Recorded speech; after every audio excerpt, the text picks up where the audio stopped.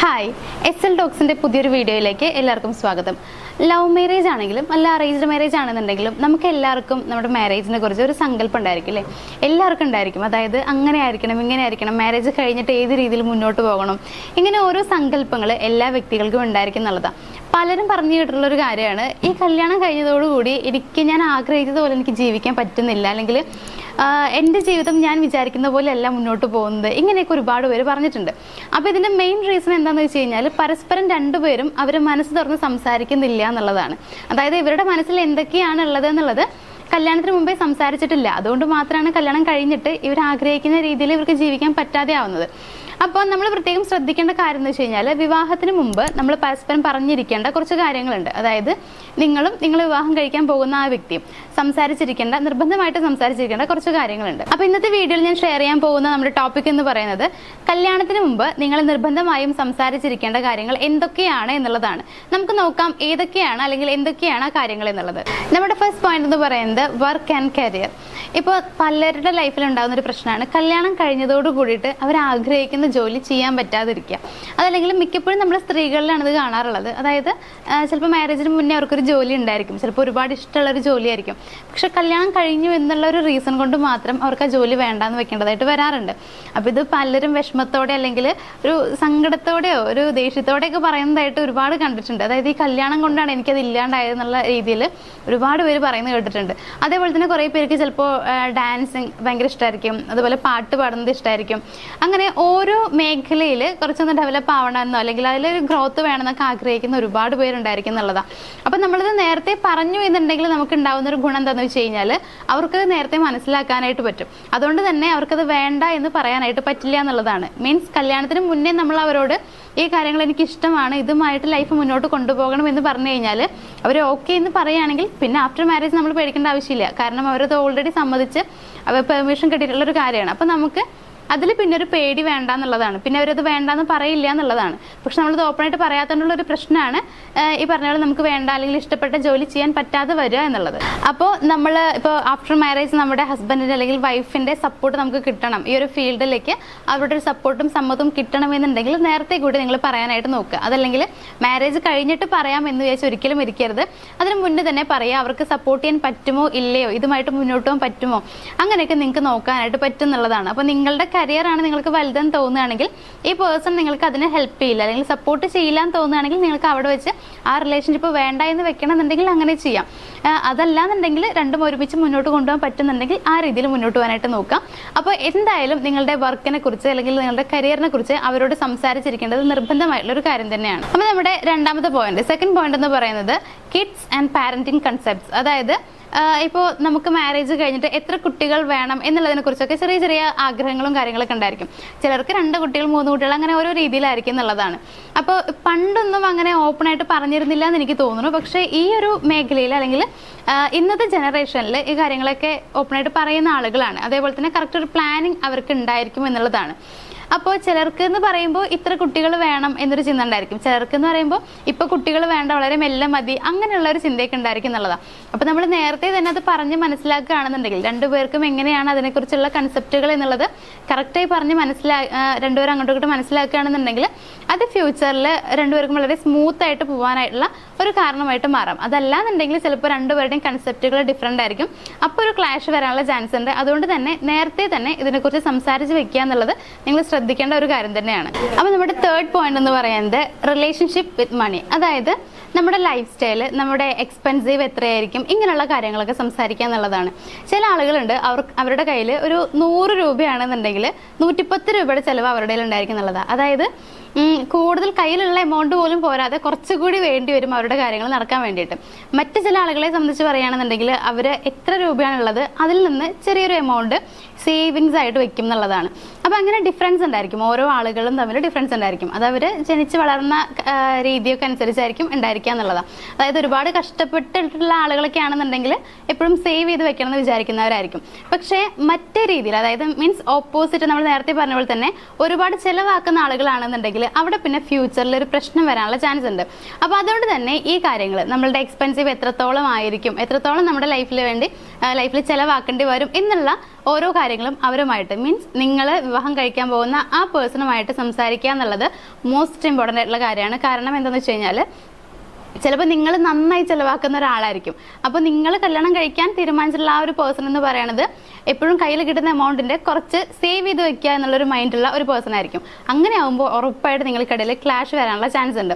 അതുകൊണ്ട് തന്നെ നിങ്ങൾ ഓപ്പണായിട്ട് നേരത്തെ അവരോട് പറഞ്ഞിട്ട് മീൻസ് ഇങ്ങനെയാണ് എൻ്റെ രീതികൾ, ഇങ്ങനെയാണ്, ഇത്രയും ആവശ്യങ്ങൾ എനിക്ക് ഉണ്ടായിരിക്കും, അപ്പോൾ ഇതൊക്കെ എനിക്ക് ചെയ്യണം എന്നുള്ള രീതിയിൽ അവരോട് തന്നെ പറയാം.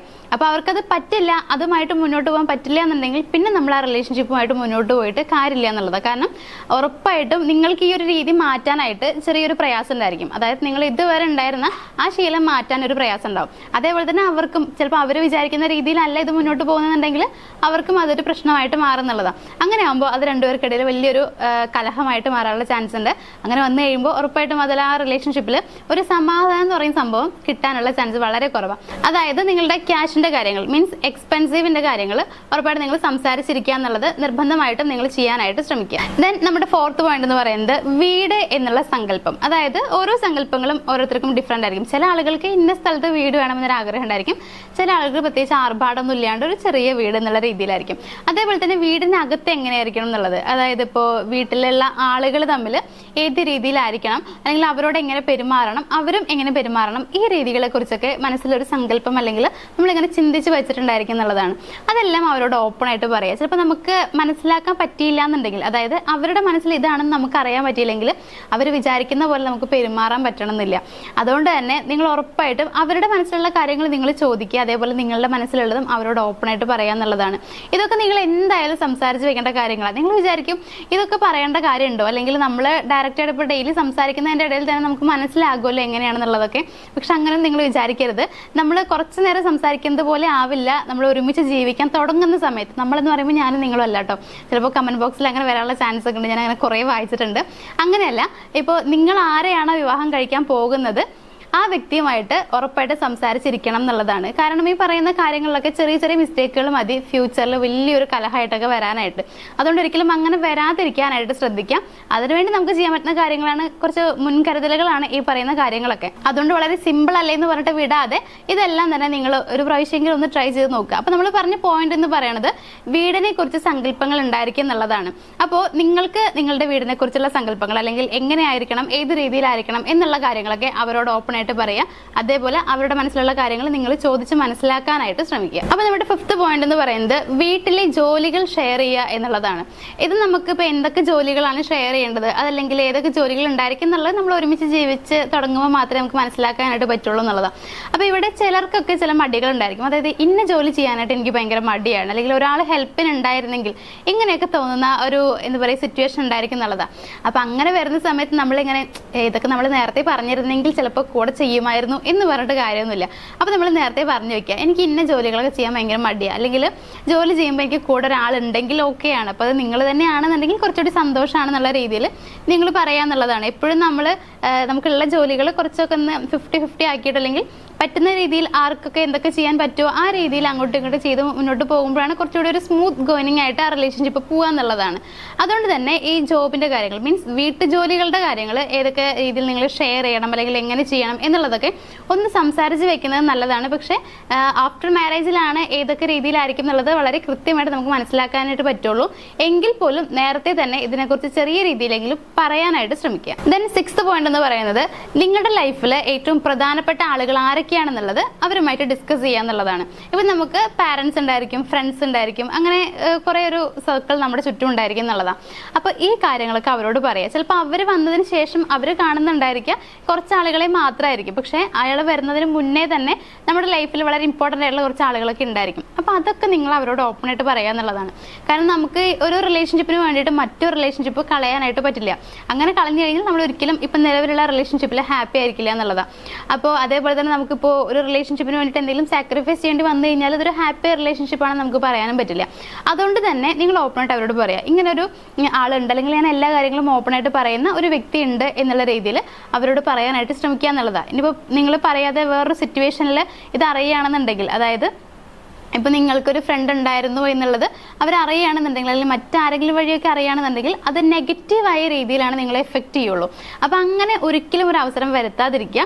അതുകൊണ്ട് നേരത്തെ തന്നെ അവരോട് പറയുക, ഇന്ന ആളുകളൊക്കെ എനിക്ക് മോസ്റ്റ് ഇമ്പോർട്ടൻ്റ് ആയിട്ടുള്ള ആളുകളാണ് എൻ്റെ ലൈഫിൽ. അപ്പോൾ ഇവരെയൊന്നും എനിക്കൊരിക്കലും ഉപേക്ഷിക്കാനായിട്ട് അല്ലെങ്കിൽ ഇവരെ വിട്ട് പോകാനായിട്ട് എനിക്ക് പറ്റില്ല. എൻ്റെ ലൈഫ് ലോങ് കൂടെ വേണ്ട ആളുകളാണെന്ന് ഞാൻ ആഗ്രഹിക്കുന്ന ആളുകളാണെന്നുള്ള രീതിയിൽ നിങ്ങൾ അവരോട് ഓപ്പൺ ആയിട്ട് പറയുക എന്നുള്ളതാണ് ഈ ഒരു പോയിന്റിൽ എനിക്ക് പറയാനുള്ളത്. ദെൻ 7th പോയിന്റ് എന്ന് പറയുന്നത് ഹാബിറ്റ്സ്. നമുക്ക് ഓരോരുത്തർക്കും ഓരോ ശീലങ്ങൾ ഉണ്ടായിരിക്കും എന്നുള്ളതാണ്.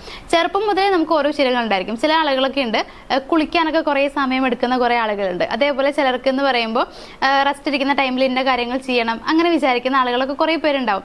അതേപോലെ ചിലപ്പോൾ മദ്യപിക്കുന്നവരോ പുകവലിക്കുന്നവരോ ഇങ്ങനെയൊക്കെ ഉണ്ടായിരിക്കും. അപ്പോൾ നമ്മൾ ഈ പ്രണയിക്കുന്ന സമയത്താണെങ്കിലും അല്ലെങ്കിൽ മാരേജിന് മുന്നത്തെ ആ ഒരു കുറച്ച് ടൈം ഉണ്ടല്ലോ, ആ ടൈമിലൊക്കെ എപ്പോഴും നമ്മൾ നമ്മുടെ ഏറ്റവും നല്ല ഭാഗം മാത്രമേ കാണിക്കുള്ളൂ. നമുക്ക് എത്ര നെഗറ്റീവ് ഉണ്ടെങ്കിലും അത് അവരുടെ അടുത്ത് കാണിക്കില്ല എന്നുള്ളതാണ്. ഒരു ഹാപ്പി ലൈഫാണ് നിങ്ങൾ ആഗ്രഹിക്കുന്നുണ്ടെങ്കിൽ ഉറപ്പായിട്ട് ഇതൊക്കെ പുറത്ത് കാണിക്കുക തന്നെ വേണം, അല്ലെങ്കിൽ അവരോട് ഓപ്പൺ ആയിട്ട് പറയുക തന്നെ വേണം. അതല്ല കല്യാണമൊക്കെ ഒന്ന് കഴിഞ്ഞ് കിട്ടിയാൽ മതി, അത് കഴിഞ്ഞിട്ട് എന്തായാലും പ്രശ്നമില്ല എന്നൊക്കെ ആണെന്നുണ്ടെങ്കിൽ അങ്ങനെയുള്ള ആളുകളാണെന്നുണ്ടെങ്കിൽ ഓപ്പൺ ആയിട്ട് പറയണമെന്ന് ഞാൻ പറയുന്നില്ല. കാരണം നിങ്ങൾക്ക് കല്യാണം കഴിഞ്ഞ് കിട്ടിയാൽ മതി എന്ന് മാത്രമാണെങ്കിൽ ഓക്കെ പറയേണ്ട ആവശ്യമില്ല. പിന്നെ കല്യാണം കഴിഞ്ഞിട്ട് ചിലപ്പോൾ അത് തർക്കം വലിയ വലിയ വഴക്കിലേക്കൊക്കെ പോകാനുള്ള ചാൻസ് ഉണ്ട്. അപ്പം അങ്ങനെയൊന്നും വേണ്ട, എനിക്ക് വളരെ നല്ല രീതിയിലുള്ള ഒരു ദാമ്പത്യ ജീവിതമാണ് വേണ്ടതെന്നുണ്ടെങ്കിൽ ഓപ്പൺ ആയിട്ട് അവരോട് കാര്യങ്ങൾ പറയാം. ഇന്ന ശീലങ്ങളൊക്കെ എനിക്ക് ഉണ്ട് എന്നുള്ളത് പറയാം. പിന്നെ ഇപ്പോൾ ചിലപ്പോൾ നിങ്ങൾ പുകവലിക്കുന്ന ആളാണെന്നുണ്ടെങ്കിൽ നിങ്ങളുടെ പാർട്ട്ണറായിട്ട് വരുന്ന ആ പേഴ്സൺ അത് ചിലപ്പോൾ ഇഷ്ടം ഉണ്ടാവില്ല, ചിലപ്പോൾ അതിൻ്റെ സ്മെല്ല് ഇഷ്ടമില്ലാണ്ടോ അങ്ങനെ എന്തെങ്കിലുമൊക്കെ കാര്യങ്ങളിലൊക്കെ അവർക്കൊരു മുഷിപ്പ് ഉണ്ടാവാനുള്ള ചാൻസ് ഉണ്ട്. അപ്പം അങ്ങനെ ഒരിക്കലും വരുത്താതിരിക്കുക, ഒരു അവസരം വരുത്താതിരിക്കുക. അപ്പോൾ നിങ്ങളുമായിട്ട് ഒത്തുപോകാൻ പറ്റില്ല എന്നുണ്ടെങ്കിൽ നിങ്ങൾക്ക് ആ റിലേഷൻഷിപ്പ് അവിടെ വെച്ച് സ്റ്റോപ്പ് ആക്കാൻ പറ്റുന്നതേ ഉള്ളൂ. ഒന്നില്ലെങ്കിൽ നിങ്ങൾക്കുള്ള ഈ ശീലം നിങ്ങൾക്ക് മാറ്റാൻ ശ്രമിക്കാം. അത് മാറ്റാൻ പറ്റില്ല എന്നാണെങ്കിൽ ആ റിലേഷൻഷിപ്പ് നിങ്ങൾക്ക് അവിടെ കട്ട് ചെയ്യേണ്ടി വരുന്നതാണ്. രണ്ടും കൂടി ഒരുമിച്ച് മുന്നോട്ട് കൊണ്ടുപോകാൻ പറ്റുന്നുണ്ടെങ്കിൽ ഓക്കെ. അപ്പോൾ അതിന് നിങ്ങൾ ചെയ്യേണ്ട കാര്യം നേരത്തെ തന്നെ ഇതിനെക്കുറിച്ച് സംസാരിക്കുക എന്നുള്ളതാണ്. അപ്പോൾ നിങ്ങളുടെ ഓരോ ശീലങ്ങളും എന്താണെന്നുള്ളത് അവരോട് സംസാരിക്കാനായിട്ട് തന്നെ നോക്കുക. ദെൻ നമ്മുടെ ലാസ്റ്റ് പോയിന്റ് എന്ന് പറയുന്നത് ഇൻറ്റിമസി. അതായത് എപ്പോഴും ഒരു ഇൻറ്റിമസി ഉണ്ടായിരിക്കണം എന്ന് ആഗ്രഹിക്കുന്ന കുറേ ആളുകൾ ഉണ്ടായിരിക്കും. മീൻസ് മാനസികമായിട്ട് വല്ലാത്തൊരു അടുപ്പുണ്ടായിരിക്കണം, എപ്പോഴും അവരുടെ പ്രസൻസ് എൻ്റെ കൂടെ ഉണ്ടായിരിക്കണം, ഇങ്ങനെയൊക്കെ ആഗ്രഹിക്കുന്ന കുറേ ആളുകളുണ്ട്. കുറേ പാർട്ട്നേഴ്സ് ഈ രീതിയിലുണ്ട്. അതായത് എപ്പോഴും എൻ്റെ കൂടെ ഉണ്ടായിരുന്നെങ്കിൽ, അതല്ലെങ്കിൽ എനിക്കൊന്ന് ജസ്റ്റ് മെസ്സേജ് ചെയ്യുക, വിളിക്കുക, ഈ കാര്യങ്ങളൊക്കെ എപ്പോഴും ഉണ്ടായിരിക്കണം, എപ്പോഴും ഞാനുമായിട്ട് കോൺടാക്ട് ചെയ്യണം, ഈ രീതിയിലൊക്കെ വിചാരിക്കുന്ന ആളുകൾ. കുറച്ച് സമയം കാണാതിരിക്കുമ്പോൾ മിസ് ചെയ്യുന്ന അങ്ങനെയൊക്കെ ഒരുപാട് പ്രണയമായിട്ട് മുന്നോട്ട് പോകുന്ന ഒരുപാട് ആളുകളൊക്കെ ഉണ്ട്. അപ്പോൾ ഈ രീതിയിൽ നിങ്ങളുടെ സങ്കല്പങ്ങൾ എന്താണ്? അതായത് ആഫ്റ്റർ മാരേജ് നിങ്ങൾ എങ്ങനെയായിരിക്കണം? നിങ്ങളുടെ കൂടെ എപ്പോഴും അയാൾ ഇരിക്കണോ? എപ്പോഴും ഇരിക്കാന്ന് പറഞ്ഞു കഴിഞ്ഞാൽ ജോലിക്ക് പോവാതെ വീട്ടിലിരിക്കാമെന്നല്ല നമ്മൾ ഉദ്ദേശിക്കുന്നത്. പക്ഷേ ഫ്രീ കിട്ടുന്ന ടൈമിൽ ഒരുമിച്ചിരിക്കണം, അല്ലെങ്കിൽ ഏത് രീതിയിൽ ടൈം നിങ്ങൾ സ്പെൻഡ് ചെയ്യാനായിട്ടാണ് ആഗ്രഹിക്കുന്നത്, ഈ കാര്യങ്ങളൊക്കെ ഓപ്പൺ ആയിട്ട് പറയാം. കാരണം ചില ആളുകളുണ്ട് ഫ്രീഡം ആഗ്രഹിക്കുന്ന കുറേ പേരുണ്ട്. അതായത് എൻ്റെ ലൈഫ് എൻ്റെ ഇഷ്ടത്തിന് മുന്നോട്ട് പോകണം, എന്നോട് ആരും അതിനെക്കുറിച്ച് ചോദ്യം ചെയ്യാൻ പാടില്ല, ഇങ്ങനെയൊക്കെ വിചാരിക്കുന്ന കുറേ ആളുകളുണ്ട്. അപ്പം അങ്ങനെയാണെന്നുണ്ടെങ്കിൽ അതൊക്കെ നമ്മൾ നേരത്തെ തന്നെ പറഞ്ഞിരിക്കണം. കാരണം നമ്മൾ മാരേജ് കഴിഞ്ഞ് കഴിയുമ്പോൾ ആ വ്യക്തിയുടെ ഭാഗത്ത് നീ എവിടേക്കാണ് പോയത്, അല്ലെങ്കിൽ നീ എന്തിനാണ് ഇത് ചെയ്തതെന്ന് ചോദിക്കുമ്പോൾ നമ്മൾ ഇവിടുന്ന് രണ്ടെണ്ണം അങ്ങോട്ട് പറയുമ്പോൾ അത് ചിലപ്പോൾ പിന്നീട് ഒരു വലിയ പ്രശ്നമൊക്കെ ആവാനുള്ള ചാൻസ് ഉണ്ട്. അതുകൊണ്ട് തന്നെ ഈ രീതിയിൽ മീൻസ് ഇൻറ്റിമസി ഏത് രീതിയിൽ വേണമെന്നാണ് നിങ്ങൾ ആഗ്രഹിക്കുന്നത്. അതല്ലെങ്കിൽ നിങ്ങളുടെ പേഴ്സണൽ സ്പേസ് ഓക്കെ, അതല്ലാണ്ട് നിങ്ങൾക്ക് ഫ്രീഡം നിങ്ങൾ ഏതൊക്കെ രീതിയിൽ ആഗ്രഹിക്കുന്നുണ്ട്, ഇങ്ങനെയുള്ള എല്ലാ കാര്യങ്ങളും ഓപ്പൺ ആയിട്ട് സംസാരിക്കുക. അത് നിർബന്ധമായിട്ടും ചെയ്യാനായിട്ട് ശ്രമിക്കുക. അപ്പോൾ ഇത്രയും കാര്യങ്ങൾ നിർബന്ധമായിട്ടും, ഞാൻ നിർബന്ധം എന്ന് വീണ്ടും വീണ്ടും പറയണത് നിങ്ങളത് ചെയ്തിരിക്കണം എന്നുള്ളത് കൊണ്ട് മാത്രമാണ്. കാരണം നമ്മൾ ഒരുപാട് പേരോട് സംസാരിച്ച് കഴിഞ്ഞപ്പോൾ ഇപ്പോൾ എൻ്റെ അറിവിൽ തന്നെ കുറേ ആളുകളുണ്ട്. അപ്പോൾ അവരോട് സംസാരിച്ചപ്പോൾ എനിക്ക് മനസ്സിലായെന്ന് വെച്ച് കഴിഞ്ഞാൽ മാരേജിന് മുന്നേ അവർക്ക് നേരെ സംസാരിക്കാൻ പറ്റിയിട്ടില്ല എന്നുള്ളതാണ്. അപ്പോൾ കല്യാണം കഴിഞ്ഞിട്ടാണ് ഇത്ര അവർ നേരെ സംസാരിച്ച് തുടങ്ങുന്നത്. അപ്പോൾ സംസാരിച്ച് തുടങ്ങുമ്പോഴാണ് മനസ്സിലാവുന്നത് രണ്ടുപേരുടെയും ഇഷ്ടങ്ങൾ ഡിഫറെൻ്റ് ആണെന്നുള്ളത്. അങ്ങനെ ആകുമ്പോൾ ആ ജീവിതം മുന്നോട്ട് കൊണ്ടുപോകുന്നത് ഭയങ്കര പ്രയാസമെന്ന് പറയാറുണ്ട്. അപ്പോൾ നേരത്തെ തന്നെ അത് അറിയുന്നുണ്ടായിരുന്നെങ്കിൽ ഒന്നില്ലെങ്കിൽ രണ്ടുപേർക്കും അഡ്ജസ്റ്റ് ചെയ്ത് മുന്നോട്ട് പോകാനായിട്ട് നോക്കാമായിരുന്നു. അതല്ലാന്നുണ്ടെങ്കിൽ അപ്പോൾ തന്നെ വേണ്ടാന്ന് വെച്ചിരുന്നെങ്കിൽ എൻ്റെ ലൈഫ് നന്നായിട്ട് പോകുമല്ലോ എന്ന് പറയുന്ന ഒരുപാട് ആളുകളുണ്ട്. പക്ഷേ ഇന്നത്തെ ജനറേഷനിൽ ഏകദേശം അങ്ങനെയുള്ള കാര്യങ്ങളില്ലാന്ന് എനിക്ക് തോന്നുന്നു. കറക്റ്റ് പ്ലാനിങ് ഒക്കെ കുറേ ആളുകൾക്ക് ഉണ്ട് എന്നുള്ളതാണ്. എങ്കിൽ കൂടി ഈ കാര്യങ്ങളൊക്കെ സംസാരിച്ചിട്ടുണ്ടോ എന്നുള്ളത് ഉറപ്പ് വരുത്താനായിട്ട് നിങ്ങൾ ശ്രമിക്കുക. അപ്പോൾ ഇന്നത്തെ വീഡിയോയിൽ പറയാനുള്ളത് ഇത്രയും കാര്യങ്ങളാണ്. അപ്പോൾ വീഡിയോയിൽ പറഞ്ഞ ഓരോ കാര്യങ്ങളും നിങ്ങൾക്ക് മനസ്സിലായിട്ടുണ്ടാവുമെന്ന് വിചാരിക്കുന്നു. വീഡിയോ നിങ്ങൾക്ക് ഇഷ്ടമായെന്നുണ്ടെങ്കിൽ നമ്മുടെ വീഡിയോ ഒന്ന് ലൈക്ക് ചെയ്യുക, ഷെയർ ചെയ്യുക, ചാനൽ ഒന്ന് സബ്സ്ക്രൈബ് ചെയ്യുക. താങ്ക്